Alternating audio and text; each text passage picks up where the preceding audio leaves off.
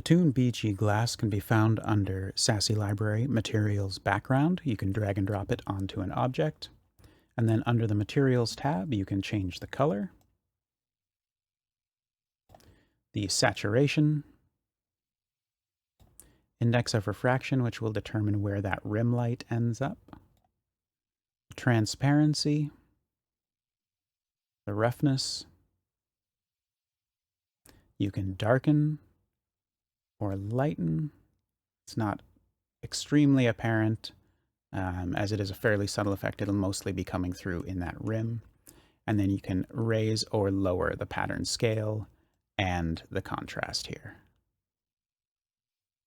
So maybe if we have a little more roughness, that pattern will be easier to see. Yeah, there we go.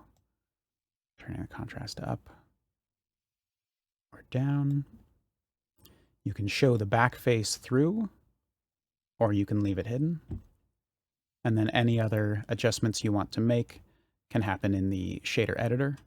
Like the others, this is our glass bubble shader with many layers of gradation and light band blending to make it a more subtle material. It is also sensitive to colored light. We have our green light, our blue light, and our red light. And that is the Toon BG glass.